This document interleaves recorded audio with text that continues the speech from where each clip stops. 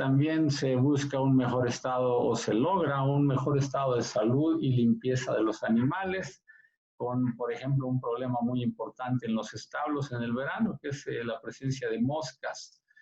También se ha visto que reduce considerablemente las incrustaciones indeseables de los estiércoles en los corrales o en los pasillos o en los estercoleros.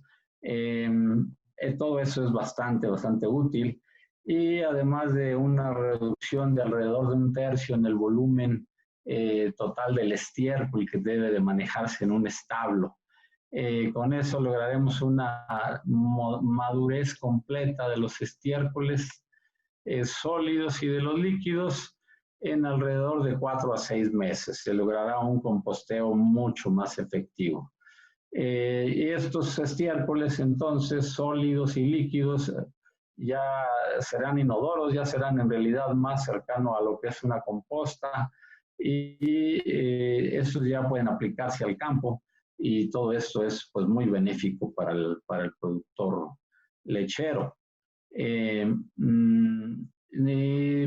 Aquí es un punto que vamos a tratar, que es muy importante, es de que este programa funciona mejor si no hay presencia de antimicrobianos de ningún tipo empleándose en los establos. Y ahí es donde consideramos que este programa de COPROS, de Geolife, basado en el COPROS B, pues casa muy bien con el programa Priority, que está basado en microbianos de alimentación directa y en cepas específicas que, como ya mencioné antes, fueron escogidas en base a su efectividad para ciertas funciones. Aquí tienen la composición de las bacterias que le llaman smart bacterias o bacterias inteligentes en cuanto a la forma en que funcionan dentro del animal, ¿verdad? A estas bacterias que se mencionan acá arriba le podemos añadir esta propionibacteria Friedenreichi o P63, que tiene una función muy específica. Este es un programa muy sencillo en los establos, porque únicamente lo incluimos dentro de la dieta con 28 gramos de Priority One preparto y 14 gramos posparto mezclado en la ración. En realidad estamos hablando, aunque suena una cantidad muy baja, en realidad estamos hablando de millones de bacterias que se mezclan dentro del alimento. Y el resultado es el control de la acidosis ruminal subaguda, aún con niveles altos de carbohidratos no fibrosos, de lo cual hablaremos un poco más en detalle. Aquí pensaba hablarles un poco de lo que es el microambiente ruminal y hablarles un poquito de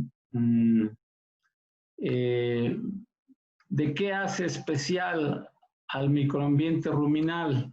Pues el hecho de que tengamos un pH controlado normalmente entre 5.5 a 7, una temperatura en general controlada, algo más alta que la temperatura misma de la vaca, porque ahí es donde se está produciendo mucho calor, entre 39 y 41 grados centígrados, y donde la fase gaseosa está constituida fundamentalmente por dióxido de carbono, metano, nitrógeno, y todo eso lo hace un ambiente muy especial, en donde se están fermentando constantemente los alimentos que el animal ingiere, y en el cual no voy a entrar en mucho detalle porque no nos daría tiempo, pero es únicamente para que recuerden un poquito que básicamente gracias a la presencia del rumen es que el animal,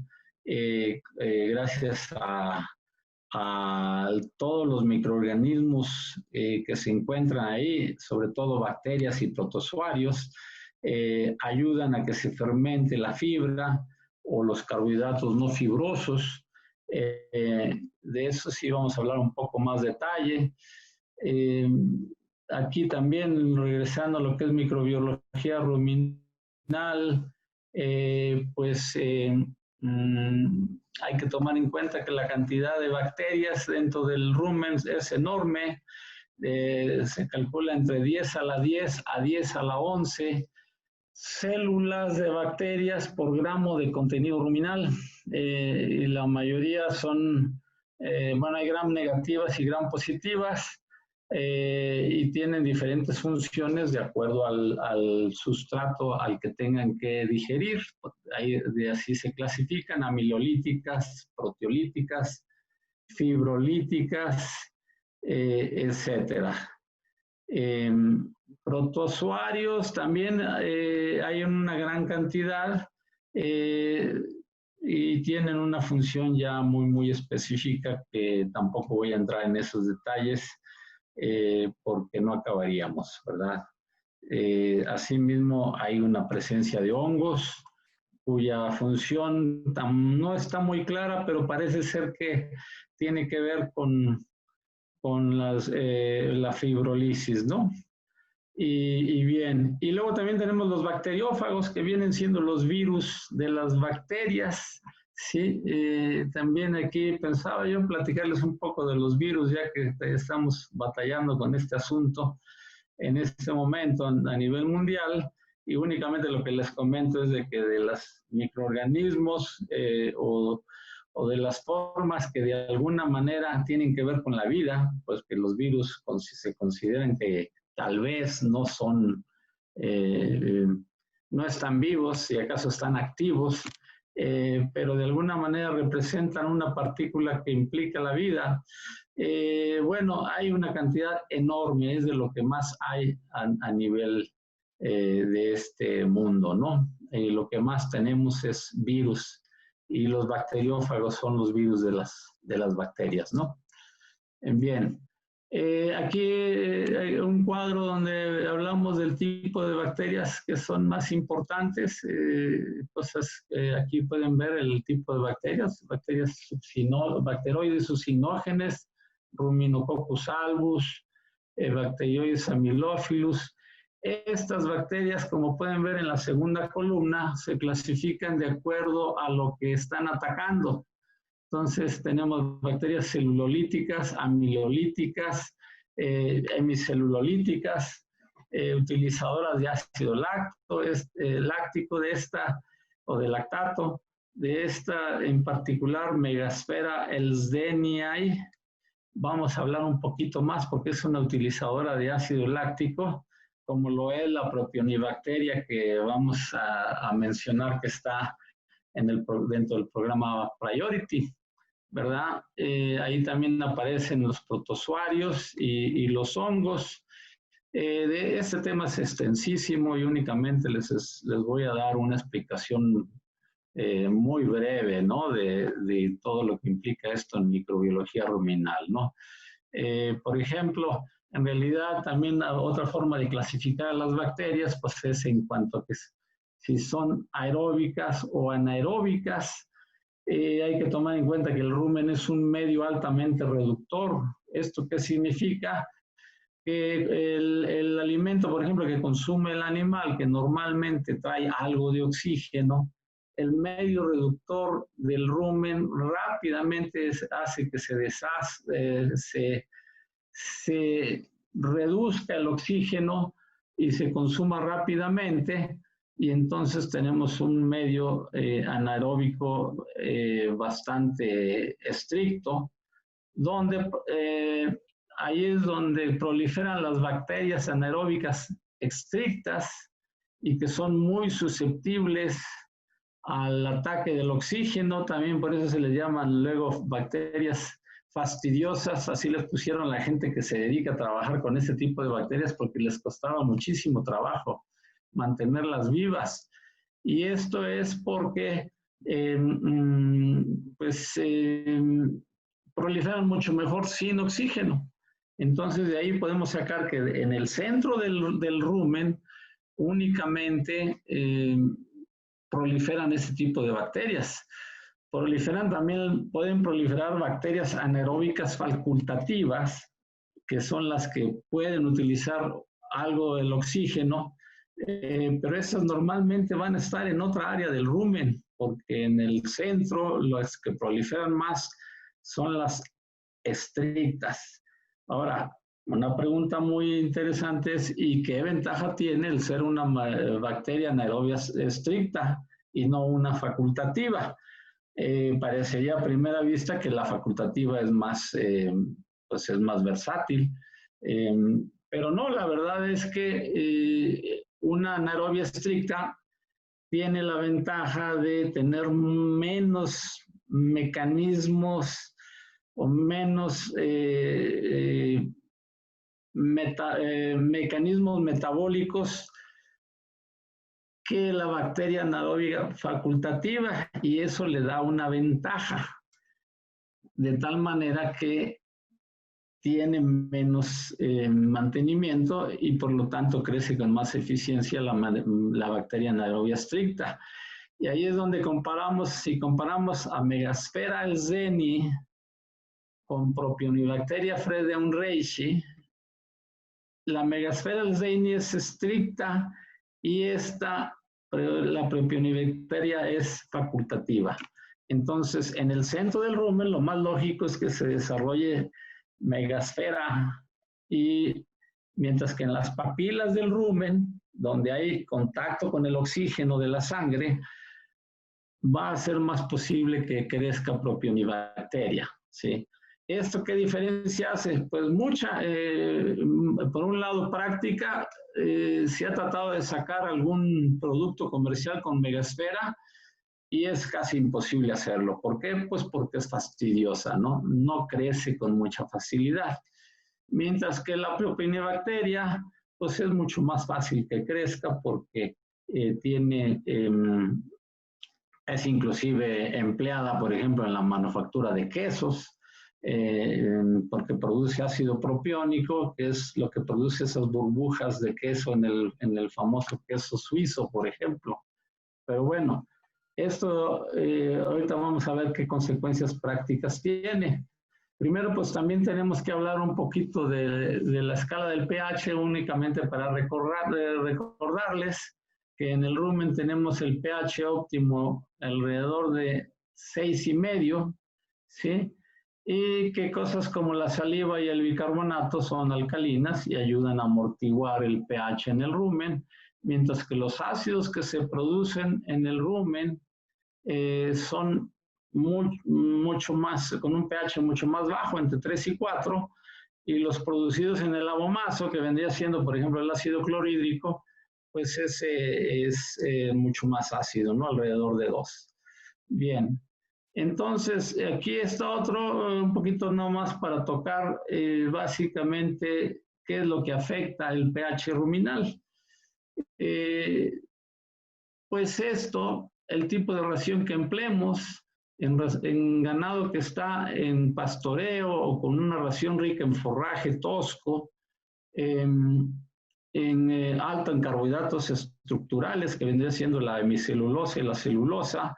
Ahí se requiere un largo tiempo de rumia, ahí hay una alta producción de saliva, y entonces el pH ruminal normalmente es elevado, de 6 a 6,8, mientras que con raciones mucho más productivas, mucho más intensivas, las raciones son ricas en concentrados, sobre todo en el contenido de almidón. Hay poco tiempo de rumia en comparación, eso baja la producción de saliva, y entonces en esas condiciones el pH ruminal normalmente es más bajo, de 5,5 a 6, ¿sí? Y hay una concentración más alta de ácidos grasos volátiles. Los ácidos grasos volátiles, no sé si recuerdan, es acético, propiónico y butírico. Me parece que aquí aparecen, ¿sí? Acetato, butirato, propionato, ¿sí? Y son la principal fuente de energía de la vaca, y pues es importante que se produzcan muchas, pero de repente es un problema porque si se producen de más y no se absorben lo suficientemente rápido, pues nos puede causar un problema de acidosis, ¿no? Aún así, las raciones que intensivas que requerimos con el ganado lechero, pues normalmente deben de ser altas, sobre todo en almidón, ¿verdad? Porque lo que estamos tratando de hacer es alimentar al rumen antes que a la vaca. Si alimentamos correctamente al rumen, tendremos una cantidad muy fuerte de proteína metabolizable, que es rica en aminoácidos con muy buen balance, y eso va a hacer que la vaca se mantenga con una muy buena producción de leche y de proteína en leche, que también es muy, muy importante. Bien. Otras consideraciones es, por ejemplo, el hecho de que se empleen muchos aceites y grasas dentro de la alimentación de ganado lechero, pues puede ser muy útil para ayudarle a mejorar su condición corporal de la vaca o para mejorar la grasa en leche, pero no alimentan al rumen. Cualquier aceite y grasa, lo más que le puede suceder en el rumen es que se saturen. Entonces, lo que más alimenta al rumen son los carbohidratos no fibrosos, otra vez, almidones y azúcares. Nada más que estos entonces pueden ser un arma de dos filos, ¿sí? Alimentan muy bien a los microorganismos del rumen, pero pueden causar problemas. Y el principal problema es la acidosis ruminal subaguda. ¿Qué problemas causan? Muchos, desgraciadamente. Producen bajo consumo, producen diarreas, empachos, baja producción de leche en las vacas que ya están afectadas. También es común que baje la grasa en leche. Nos puede producir cosas como cojeras, desplazamientos de abomazo, un problema que cada vez se ve más en los establos que se llama síndrome del yeyuno hemorrágico y desde luego la muerte súbita. Entonces es un problema muy fuerte la acidosis.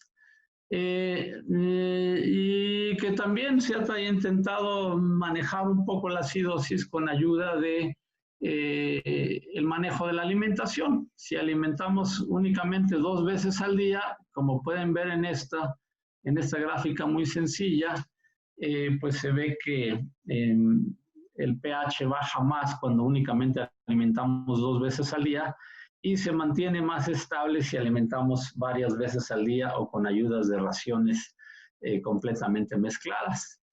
Pero también hay otros aditivos para controlar la acidosis y los más que conozcan ustedes probablemente los amortiguadores del pH, como el bicarbonato de sodio, y alcalinizantes, como el óxido de magnesio, y aquí es donde empiezan los antimicrobianos, desde los ionóforos, ¿sí? Monensina, la salosina, la salocida, etcétera, o antibióticos como la virginiamicina, que son bastante efectivos para controlar la acidosis, pero son antimicrobianos de amplio espectro.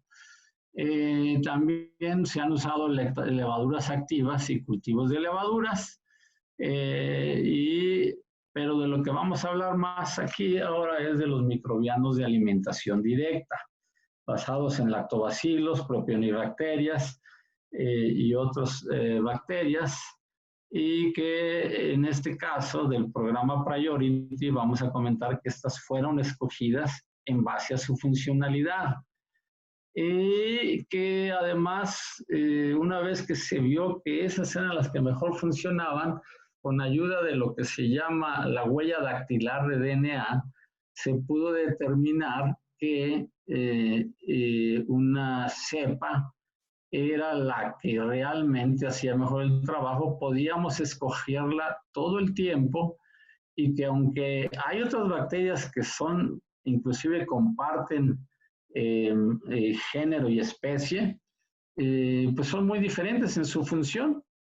Y entonces, aunque parecen estar muy cercanas de acuerdo a su genética, en realidad en su funcionalidad son bastante diferentes.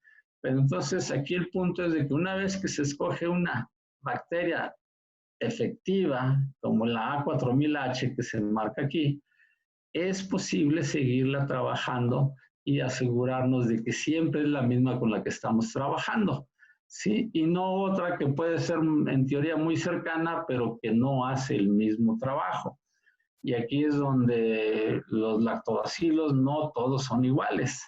Es bien importante que sean los que mejor hacen un trabajo.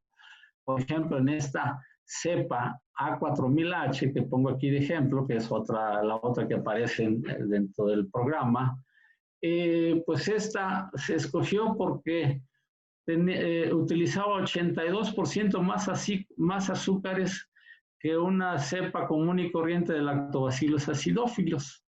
Y aquí pueden ver los carbohidratos o el tipo de azúcares diferentes que puede utilizar esta cepa. Y bien, entonces, de tal manera que lo que viene siendo el priority, a final de cuentas, también comento que al final de cuentas ya se logró que la propionibacteria freudenreichi, utilizadora de ácido láctico, pudiera ir dentro del mismo producto. Entonces, actualmente ya es solamente un producto que trae todas estas bacterias: Enterococcus faecium, Lactobacillus casei, Lactobacillus brevis, enzimas como amilasas bacterianas, proteasas fúngicas, micelulasas, levaduras. Inclusive este producto, pues resulta que también traemos levadura ahí, y cultivo de levadura. Y finalmente un prebiótico como el manano oligosacárido. Entonces es un producto bastante completo. Y donde esquemáticamente tenemos aquí cómo pensamos que está funcionando el producto. Aquí tenemos 3 fuentes de carbohidratos que alimentan al rumen: la fibra, sobre todo la fibra soluble o la fibra que es más digestible, los almidones y los azúcares, que tienen que irse digiriendo, y estos son como una especie de bandas donde primero todo se va a producir glucosa, y luego de ahí se va a producir ácido láctico, y luego ahí es donde entra la propionibacteria, que preferentemente está colonizando las papilas ruminales, y que ahí es donde está actuando, jalando una molécula de ácido láctico y convirtiéndola en propiónico, y al mismo tiempo que lo hace, la dirige directamente hacia el torrente sanguíneo y de ahí al hígado, en donde pues se aprovecha por medio de la gluconeogénesis. Y entonces el resultado es: tenemos más glucosa, más lactosa y más leche. Eso es lo que está haciendo básicamente. Y aquí está un poquito esquemáticamente cómo pensamos que está funcionando esto. Estos nos representan el consumo del alimento, cómo todo se convierte primero a glucosa, después ácido láctico, y el producto no deja que se acumule ninguno de ellos y se aprovecha hasta que llega al hígado. Y bueno, eso es básicamente lo que les tendría el día de hoy. Aquí únicamente estoy presentando una gráfica más donde se muestra que la propionibacteria P63 en animales que lo han recibido durante 2 a 3 semanas antes del parto o previo en una inoculación, vamos a decir, que en este caso ya se hace con todos los demás bacterias al mismo tiempo, pues después resulta que se mantiene activa y con una concentración 10 veces más que si no empleáramos este producto. Eso ayuda entonces a que el rumen se mantenga sano y se mantenga sacando más activamente los ácidos grasos, no dejar que se acumulen en el rumen.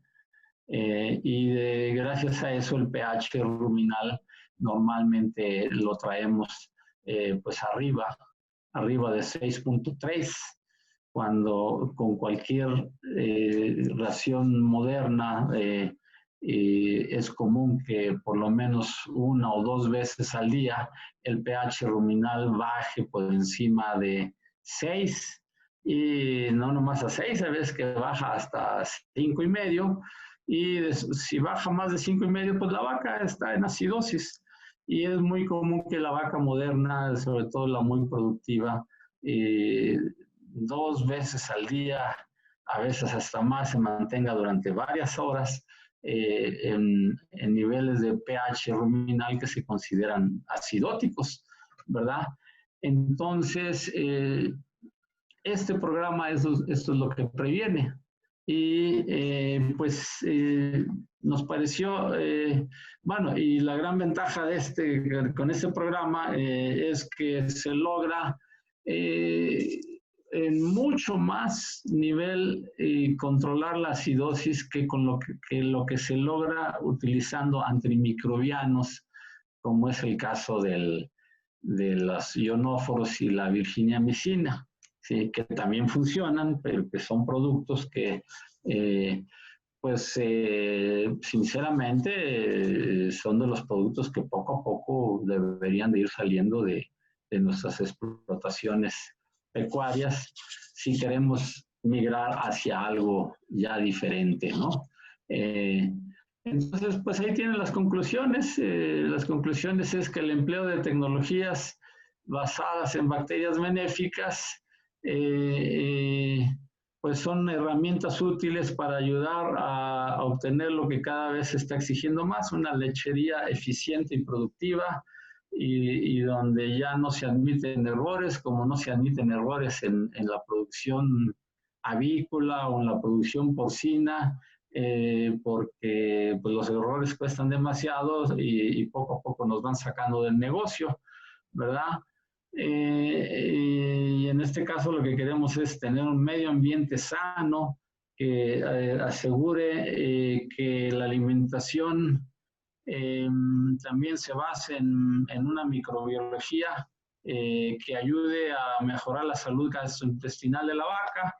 Y en este caso, pues estamos haciendo una alianza entre lo que es el programa GeoLife basado en Coprus B, en donde es muy importante que no se empleen antimicrobianos, como ya no se emplean en Europa desde hace, pues creo que ya van a ser 20 años, ¿no? Y bueno, el programa Priority One, también conocido como P1, hace lo propio al asegurar una fermentación sana y eficiente que elimina el riesgo de acidosis efectivamente y que mantiene sano no nada más el rumen, sino todo el tracto gastrointestinal, porque es bastante efectivo también para prevenir cosas como el síndrome de intestino hemorrágico que mencioné antes. Sin más, pues creo que estamos dentro del tiempo, ¿verdad? A lo mejor siento que me fui un poco más rápido de lo que esperaba, entonces dejo tiempo para preguntas y respuestas. Bien, pues muchas gracias, doctor, por esta breve pero jugosa presentación. Yo creo que esta es una duda personal mía, y creo que pues es difícil no mencionar esto, ¿no? ¿Cuál es tu opinión? ¿Cómo va a ser el cambio de mentalidad de los productores ahora que, pues que evidentemente estamos pasando este tema del coronavirus? Evidentemente pues ahora el precio de la leche está bastante caído. ¿Cómo crees tú que va a ser la reacción de los productores ante esta situación? Si bien sabemos que estos momentos de crisis son los que generan momentos de cambio, ruptura de paradigmas, ¿cómo crees tú que se va a ver afectado y cuáles van a ser los cambios en el sector lechero? Pues bueno, es una excelente pregunta, Alejandro. La verdad es que a lo mejor todavía es temprano para contestarlo porque pues, estamos en el momento álgido de esta epidemia. Pero yo siento que pues mucho se va a voltear a que hagamos las cosas en el país o en cada país, tomando más en cuenta lo que podamos tener regionalmente. Y ahí es donde yo considero que Norteamérica es una región única, vaya, en cuanto a producción pecuaria. Yo creo que Canadá, Estados Unidos y México en realidad son una misma área, ¿no? Y bueno, yo esperaría que Norteamérica al menos finalmente se animara, ¿verdad? A decir, vamos dejando de lado los antimicrobianos, ¿verdad? No sé si la presión vaya a ser, bueno, ya está siendo, de hecho, por parte de los productores, si nos ponemos a pensar en el relativo éxito o moda que está entrando la producción natural, ¿no? La producción natural que se le llama orgánica. Yo de repente no sé si sea la mejor palabra a emplear en ese caso, pero de lo que se trata es de producir las maneras de producir, en este caso leche, pero es lo mismo para toda la industria pecuaria, de la manera más natural para que le podamos ofrecer eso al consumidor final, ¿no? Ok. Por acá tengo otra pregunta. Dice, bueno, hay unas felicitaciones por acá. También dicen, ¿qué experiencia tiene con fitobióticos para la disminución de acidosis? Los fitobióticos, bueno, tendría que decir que tengo poca experiencia en relación a la acidosis, tengo más experiencia en cuanto a la reducción de la aminolisis, ¿verdad? Pero pienso que es el tipo de productos que pueden ser útiles porque son naturales y tal vez sean el tipo de productos que tengamos que empezar a emplear o a probar, ¿no? Más a menudo. Ok, por acá hay otra. Dice, ¿cómo podemos incorporar los productos GeoLife para mejorar el ambiente general de las vacas? Bueno, estamos hablando básicamente del empleo del COPROS B, ¿no? Y el objetivo es ese, el que estoy mencionando, que lo tendremos que aplicar como se ha planteado a nivel de corrales, por un lado, a nivel de pasillos también, a nivel de las lagunas, sobre todo en los establos donde se está empleando el golpe de agua, pero con básicamente estiércol reciclado, ¿no? Que ese estiércol, pues por lo menos no sea estiércol, por lo menos que realmente sea agua, aunque no sea cristalina, pero por lo menos que no huela a amoníaco. Eso hay muchos establos donde sería de muchísima utilidad y donde realmente urge, porque es parte de lo que más se está buscando en la actualidad, que es el confort de la vaca, ¿verdad? El confort de la vaca son de las cosas que está cada vez más claro que impactan muchísimo en la productividad de la vaca lechera, ¿no? Aquí hay otra pregunta. ¿Qué efecto tiene la aplicación de Pro One con Coprus en la calidad de leche? ¿Ayuda de alguna manera a esto a reducir presencia de patógenos? Pues sería lo lógico, ¿no? Sí, es muy lógico y es muy buen punto. Tal vez fuera algo que deberíamos de ser motivo de hacer una pequeña investigación relacionada a eso, pero desde luego una de las principales labores que hay a la hora de la ordeña es sanitizar la ubre de la manera más efectiva. Y normalmente, pues ustedes saben, se usa un presellado y luego ese presellador se retira y todo eso con el objetivo de bajar el número de colibacillus que van a dar a la leche. Es lógico que en un medio ambiente mucho más limpio la contaminación por colibacillus va a ser mucho menor. Ok. Hay otra más. Dice, ¿cómo podemos concientizar a los productores acerca del uso de este tipo de productos, tecnología microbiana, ya que están muy acostumbrados a utilizar los tradicionales, tales como virgenicina, ionóforos, etcétera? Pues ese es nuestro reto, ¿no? Ese es nuestro reto y un reto que no vamos a lograr, eso también hay que estar muy conscientes, pienso yo. No lo vamos a lograr de la noche a la mañana. y tal vez, o sea, hay que hacer una campaña al respecto, ¿verdad? De que la gente conozca, ¿no? De que realmente lo que hasta ahora, o vamos a decir, nos podemos ir hasta el siglo XX y decir que el siglo XX fue el siglo del empleo de antibióticos casi para cualquier cosa, ¿sí? Y donde ahora es, y yo pienso que ahí es donde los europeos claramente nos llevan ventaja, ellos a lo mejor un poco forzados por una prohibición del empleo de antibióticos, pues encontraron que a final de cuentas lo han logrado, en general han logrado el mismo tipo de eficiencias sin necesidad de usar antibióticos. Y entonces ahí es donde yo siento que también pues nos tienen que forzar, ¿no? O al productor, ¿no? Decir, bueno, sencillamente, eh, listo, ¿no? Ya vamos dejando los antimicrobianos a un lado y vamos viendo cómo nos va sin usarlos. Y ahí es donde el empleo de las bacterias benéficas poco a poco se va a hacer muy evidente que tienen un papel importantísimo para lograrlo, ¿no? Muy bien. Hay otra pregunta más por acá. Dice, este tipo de tecnologías basadas en bacterias benéficas, ¿cómo pueden ser adoptadas por productores en relación al beneficio-costo? Pues bastante bien, bastante bien.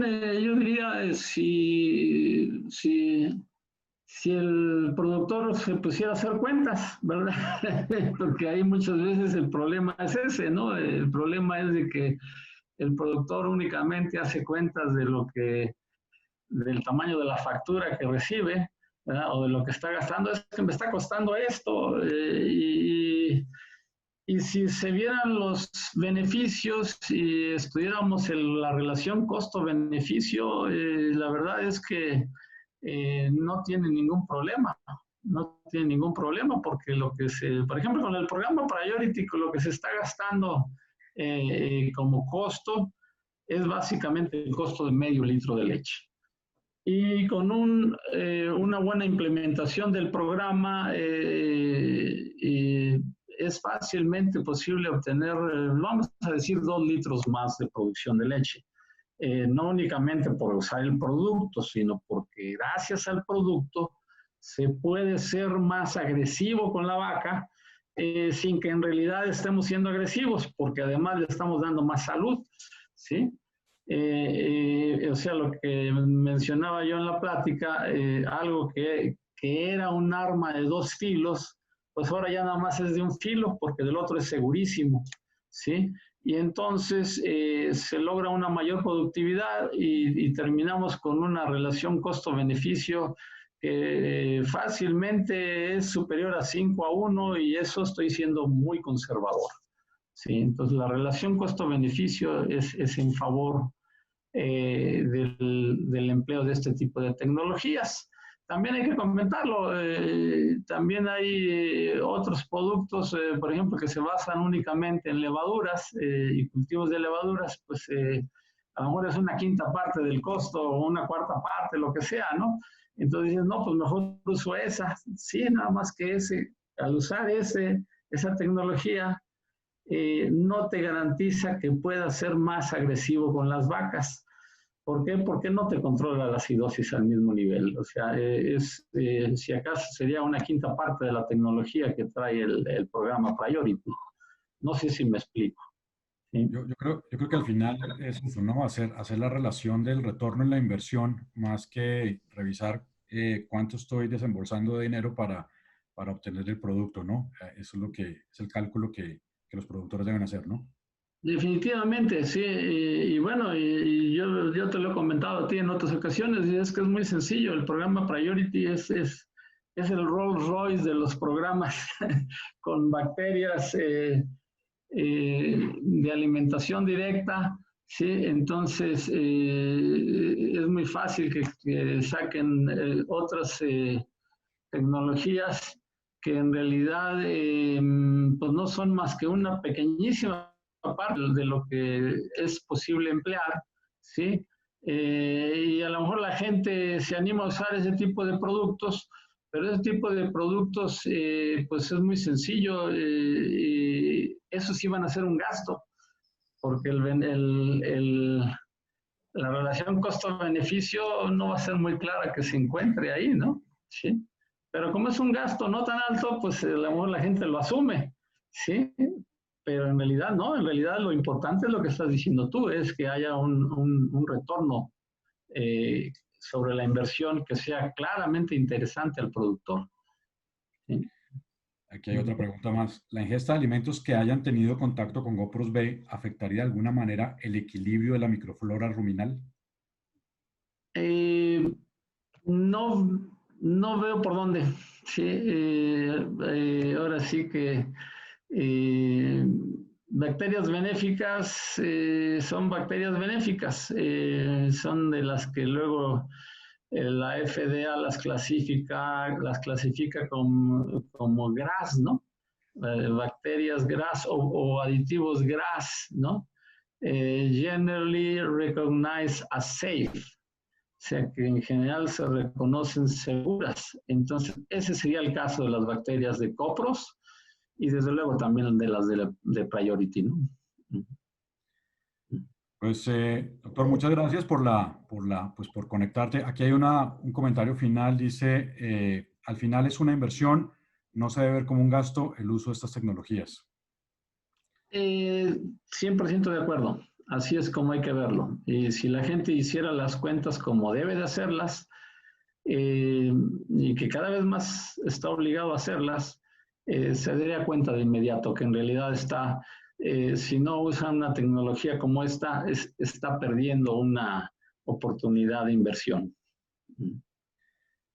Pues, pues muchas gracias. Tuvimos una muy buena participación en este espacio. Sabemos que hay una oferta interesante de contenido por estos días y pues haber tenido este grupo y esa participación tan activa, pues, pues es un gusto. Nuevamente, como siempre, les hago la invitación a que nos escriban a info@geolife.com.mx, nos envíen sus preguntas, qué otros temas quieren que vayamos abordando. Y pues en breve les estaremos enviando pues un recuento de lo que fue la plática del día de hoy del doctor Llamas. Doctor Llamas, algo para cerrar? ¿Algún mensaje? No, pues únicamente agradecerte a ti, Alejandro, la oportunidad de llevar a cabo esta interesante participación de una conferencia estilo los supersónicos, ¿verdad? ¿Se acuerdan de los supersónicos? Los más viejitos, ¿verdad? Cuando Nos nos acordamos, somos los que nos tenemos que quedar en la casa. Sí, sí, pero vaya, eran cosas que antes veíamos como pues algo de ciencia ficción, ¿no? O de apenas en una caricatura se veía que pudiéramos hacer lo que estamos haciendo ahora, ¿no? Y ahora ya es una realidad, bueno, con razón estamos tan viejos ya, ¿no? ¿Verdad? Experimentados, experimentados. Sí, sí. Gracias, Alejandro. Muchas gracias y buenas tardes para todos. Buenas tardes.